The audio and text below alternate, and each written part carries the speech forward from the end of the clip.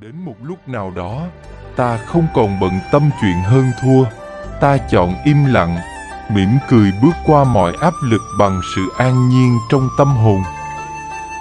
Đó không phải là yếu đuối, mà là lựa chọn của kẻ hiểu đời. Hạnh phúc không đến từ tranh đấu, mà đến từ sự bình yên trong chính tâm hồn mình. Giữa những bộn bề của cuộc sống, ta chỉ mong năm tháng trôi qua trong tĩnh lặng. Kiếp này bình an cho ta và cho những người ta yêu thương. Vì đôi khi, sống giản dị lại chính là cách mà ta chạm đến sự trọn vẹn sâu sắc nhất. Cuộc sống vốn dĩ không dễ dàng gì. Mỗi nhà mỗi cảnh, mỗi người đều có nỗi khổ tâm riêng. Đừng trách người vì sao không giúp đỡ mình, cũng đừng giận người vì đã không quan tâm mình. Sống ở trên đời này, ai cũng phải trải qua những vui buồn, sướng khổ. Tất cả đều phải tự mình cảm nhận lấy. Trên đường đời, chúng ta mãi mãi vẫn phải một mình bước tiếp. Người thật sự có thể giúp chúng ta tốt nhất, đó không ai khác ngoài chính bản thân chúng ta. Khi tâm trạng của bạn không được tốt, nhất định cũng đừng làm khó chính mình. Đời người, ngoài sự sống và cái chết ra, tất cả đều là chuyện nhỏ nhặt. Chỉ cần mặt trời còn mọc mỗi ngày, sẽ không có hố sâu nào mà bạn không thể vượt qua được. Cuộc sống vốn dĩ rất mệt mỏi, hà cớ gì phải khiến lòng thêm mỏi mệt. Cảm xúc không thể giải quyết được bất kỳ vấn đề gì. Mọi thứ hãy nghĩ thoáng một chút, xem nhẹ một chút, đơn giản một chút, bạn sẽ cảm thấy hạnh phúc hơn. Buông đi những nỗi muộn phiền, giữ tâm thanh thản bình yên mỗi ngày. Xả đi những chuyện không hay, cho tâm thanh tịnh hàng ngày thảnh thơi. Có người từng nói rằng, người biết cách buông tay là người hạnh phúc nhất. Khổ đau không phải do số phận hay người khác tạo ra, mà là do chính mình. Nếu biết buông bỏ, bạn sẽ sống đơn giản và hạnh phúc hơn. Trong cuộc sống, có những người rất dễ rơi vào tuyệt vọng, đau khổ, bởi vì trong lòng có quá nhiều gánh nặng, quá nhiều suy tư và quá nhiều nỗi buồn. Cuối cùng, họ bế tắc và gục ngã. Sống ở đời vốn không đơn giản và dễ dàng. Đôi khi bạn cần phải biết buông bỏ một vài thứ, một vài chuyện, thì bạn mới có thể mạnh mẽ đứng dậy và bước tiếp. Cố chấp chỉ khiến bạn mãi chìm đắm trong đau khổ, mãi là kẻ bất hạnh. Khi biết buông bỏ, bạn sẽ thấy cuộc đời này vẫn còn rất nhiều điều tốt đẹp đang chờ đợi bạn ở phía trước. Chắc hẳn không dưới một lần, bạn từng hỏi chính bản thân mình, vậy tại sao có những chuyện cần nhớ thì không thể nhớ? Có những chuyện muốn quên đi thì mãi chẳng thể quên. Và có lẽ đây cũng là câu hỏi của rất nhiều người. Một vị thương gia tìm đến một nhà sư. Ông hỏi, thưa thầy, nhiều khi con muốn buông bỏ hết vì quá mệt mỏi, nhưng không được. Thầy có cách nào giúp con không? Nhà sư đưa cho ông một cốc nước và bảo ông cầm. Nhà sư liên tục rót nước nóng vào, nước chảy tràn ra cả tay, làm cho ông thương gia bị phỏng. Ông buông tay làm vỡ cốc. Lúc này, nhà sư từ tốn nói, nếu con muốn buông bất cứ chuyện gì, thì hãy buông ngay trước đó. Chứ đừng để bị tai họa rồi mới buông, thì đã trễ. Vấn đề là tại sao phải buông bỏ ngay từ đầu, khi chưa biết chuyện sắp xảy ra tốt hay xấu. Trong cuộc sống này, chỉ có ta mới biết lúc nào nên cầm lên và khi nào nên bỏ xuống. Có những thứ chỉ cần kiên trì, nhẫn nại là có thể hái được quả ngọt, nhưng có những việc vốn không có kết quả, càng vướng thân vào càng nhận lại thương đau. Vậy thì buông tay là sự lựa chọn, không sớm thì muộn, nhưng con người là loài cố chấp, có phải muốn buông là buông ngay được đâu, phải không?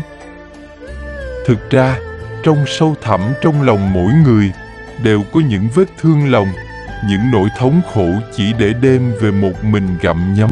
Chúng ta hay nói rằng đời thời gian sẽ chữa lành tất cả. Nhưng kỳ thực, đó chỉ là dối người gạt mình. Bởi vốn dĩ, thời gian không phải là thuốc, không có tác dụng giúp bạn chữa lành vết thương lòng. Thời gian chỉ có vô tình, còn tâm người mới là hữu ý. Khi thời gian trôi đi đủ lâu, tâm tình, suy nghĩ của ta cũng vì thế mà thay đổi. Đến khi cảm xúc của ta được lắng lại, tâm thức có được chút bình yên, thì lúc ấy có thể bao dung và cởi mở mà buông xuống những buồn phiền, oán giận khi xưa. Nhìn lại cuộc đời như gió thoảng mây bay, không thể nắm giữ được, thì bỗng nhiên không còn muốn cố chấp nữa. Bởi vậy, không phải là thời gian có thể chữa lành những vết thương lòng, mà do chính tâm bạn, đến một lúc nào đó, muốn buông xuống mà thôi. Chỉ có buông bỏ hết những nỗi muộn phiền, thì tâm mới rộng mở, mới có thể thấy được những điều tốt đẹp ở phía trước. Hạnh phúc hay khổ đau đều do chính bạn lựa chọn. Nếu biết trân trọng mọi thứ bạn đang có, bạn sẽ không làm lãng phí thời gian, sẽ không để lỡ đời mình. Nếu chúng ta biết buông bỏ trong đời sống hiện tại, buông đi những danh lợi, những hận thù chấp nhặt, bỏ đi những mưu cầu toan tính, những tham sân trong cuộc sống thường ngày, thì sẽ tự tìm thấy cho bản thân niềm an vui và thanh thản trong tâm hồn. Đôi khi, chúng ta cúi đầu là để nhìn cho rõ con đường mình bước đi. Rất nhiều người nhận thấy bản thân mình có quá nhiều thứ không như ý, tuy nhiên lại không buông bỏ xuống được. Hãy học cách buông bỏ. Một vài thứ sẽ giúp tâm hồn bạn được nhẹ nhàng, thanh thản và bạn sẽ cảm nhận được sự thay đổi từng ngày một. Buông bỏ áp lực, mệt mỏi hay không là phụ thuộc vào cái tâm của bạn. Trong căn phòng tâm hồn, nếu không được quét sạch thì sẽ bị bụi trần bao phủ. Quét sạch bụi trần sẽ khiến cái tâm ảm đạm trở nên tươi sáng. Đem sự tình làm rõ mới có thể tự giải mọi muộn phiền. Đem một vài thống khổ vô vị ném xuống, hạnh phúc sẽ ngập tràn. Buông bỏ quá khứ. Chỉ có khi buông bỏ quá khứ, lòng bạn mới có thể đón nhận niềm vui mới và có thể thay đổi tâm trạng của bạn. Vì thế, ngay từ bây giờ, hãy học cách bình tĩnh đón nhận sự thật, thản nhiên đối mặt với mọi khó khăn. Học cách nhìn cuộc sống với con mắt tích cực, học cách nhìn vào chỗ tốt của mọi sự việc trên đời, buông bỏ tiêu cực. Suy nghĩ tiêu cực có thể giết chết chính bạn. Do đó, muốn trở thành một người thành công, bạn hãy cố gắng đứng lên để khiến phần tích cực đánh bại tiêu cực, khiến cao thượng đánh bại hẹp hòi, khiến chân thành đánh bại giả tạo, khiến kiên cường đánh bại yếu đuối, khiến vĩ đại đánh bại ti tiện. Chỉ cần cố gắng, bạn hoàn toàn có thể tự mình làm tốt mọi thứ. Buông bỏ oán hận, oán trách chi bằng tiếp tục cố gắng. Không có thành công nào mà không từng trải qua thất bại. Oán hận và tức giận chỉ làm cản bước của thành công. Buông oán hận, tâm bình khí hòa đón nhận thất bại, sau đó tiếp tục cố gắng mới có thể mang đến hy vọng.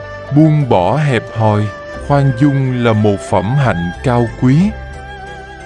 Khoan dung người khác chính là tạo cho mình một con đường thênh thang rộng mở, cũng chính là khoan dung với chính bản thân mình. Cuộc sống không chỉ là sự sở hữu mà còn có sự buông bỏ. Bởi vì khi bạn nắm chặt tay sẽ không có gì bên trong, nhưng khi bạn nới lỏng tay thì cả thế giới sẽ nằm trong tay bạn. Hãy học cách buông bỏ, bạn sẽ được sống một cuộc đời hạnh phúc và bình yên. Buông bỏ những gì là thù hận, đừng trách đời hay oán giận một ai. Số phận ta do tạo hóa an bài, đời vô thường, có vay thì ắt có trả.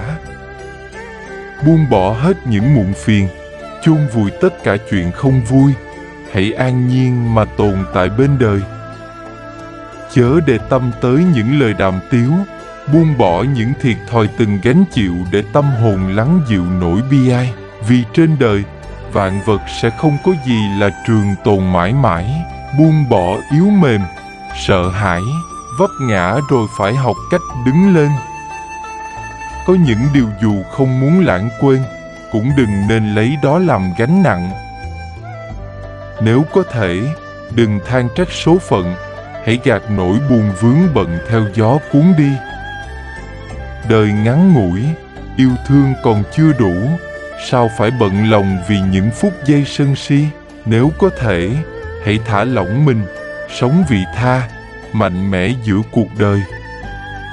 Bởi vẫn biết, cho đi là còn mãi, tự bằng lòng thì tâm sẽ được thảnh thơi.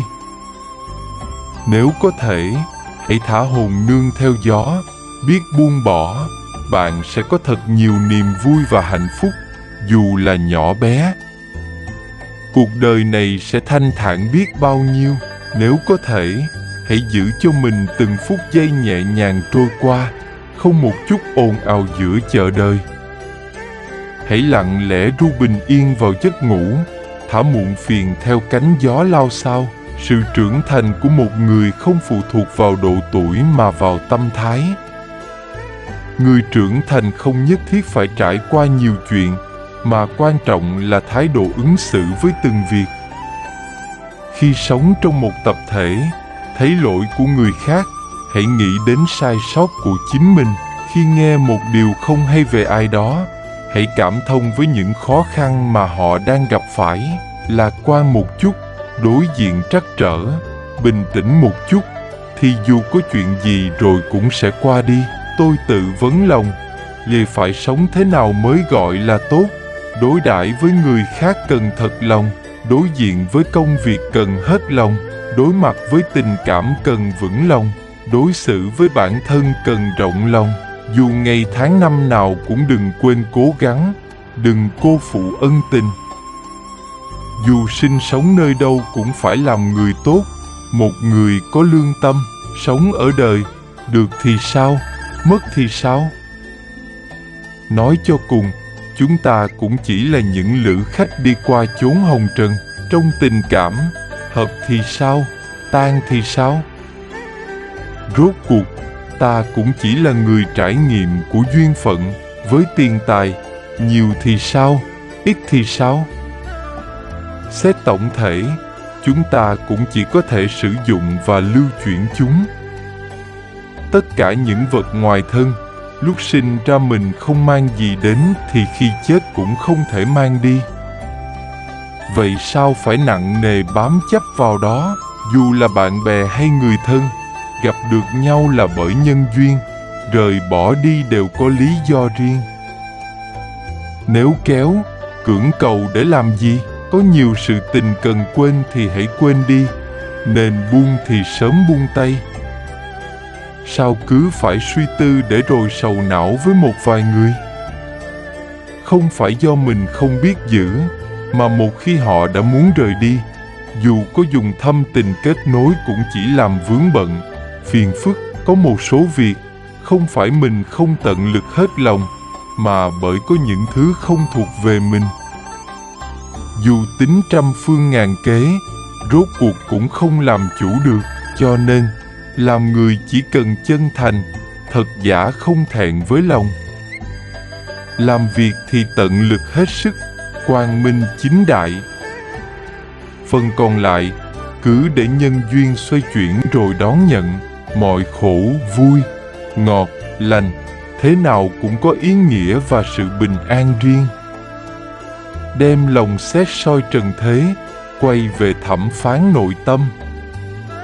Đem tâm dễ dãi với mình, trải ra đong đầy cõi sống. Ở đời, ít ai toàn vẹn. Từ bi, độ lượng, giữ lòng, cách sống để mình không thẹn là sống chan hòa cả âm nhạc của đời. Trong cuộc sống, khi chúng ta cảm thấy mất hy vọng và bế tắc, hãy lắng động, mỉm cười và tự nhủ với chính mình, tôi ơi, hãy thư giãn một chút. Đây chỉ là khúc quanh, chứ không phải đường cùng. tất cả những điều mình có trong đời sống này đều là tạm bợ. Nếu được hanh thông, hãy vui hưởng vì nó sẽ chóng qua. Thuận lợi, đừng lo lắng vì nó sẽ không kéo dài. Đạo đức không phải như bánh xe dự phòng, để ta lấy ra làm bình phong khi xã giao bên ngoài. Đạo đức nên luôn như bánh lái để ta đi đúng đường suốt cuộc hành trình ngang qua cõi tạm này. Khi người khác giúp ta giải quyết vấn đề nào đó, hãy cảm ơn, nhưng đừng đặt niềm tin vĩnh viễn vào họ. Để khi họ không thể giải quyết vấn đề của ta vẫn có thể tin vào khả năng và sức lực của chính mình. Bạn cũ là vàng, bạn mới là kim cương. Nếu ta có kim cương, đừng quên vàng vì muốn giữ được kim cương. Ta luôn cần vàng để bọc kim cương. Tình bạn như một quyển sách, chỉ cần vài phút để đốt đi nhưng cần đến vài năm để viết. Sự lo lắng không giúp bạn dẹp bỏ được sự khó khăn của ngày mai, nhưng sẽ lấy đi sự bình an hiện tại. Cho nên, hãy sống đơn giản, nói năng nhân hậu và thương yêu chân thành. Chúng ta đều biết, xe hơi có kính trước lớn hơn nhiều so với kính chiếu hậu. Đời người cũng vậy, quá khứ của chúng ta không quan trọng bằng tương lai. Tuy nhiên, thỉnh thoảng ta cũng nên nhìn vào quá khứ để lấy chút kinh nghiệm, để biết sống trọn vẹn với hôm nay và định hướng được ngày mai, phải không? Và hãy nhớ, khi chúng ta cầu nguyện cho người khác, vũ trụ sẽ lắng nghe lời cầu nguyện ấy và chuyển năng lượng lành của ta đến người đó. Thế nên, những khi ta cảm thấy bình an, hạnh phúc, hãy nhớ rằng có thể ai đó trên đời đã cầu nguyện cho ta. Có đôi lúc, ta hãy nên nhìn ngắm thế gian này bằng đôi mắt trẻ thơ, để nghe tiếng thương yêu từ sâu thẳm. Chỉ cậy nhìn nhân thế hờ hững, vô cảm thì làm sao cảm nhận hết những điều đẹp đẽ trong cuộc sống này. Sự chân thành, sự lương thiện luôn luôn là một điều tối cần thiết cho mỗi người chúng ta. Sự lương thiện là vầng trăng sáng nơi tâm hồn mỗi người.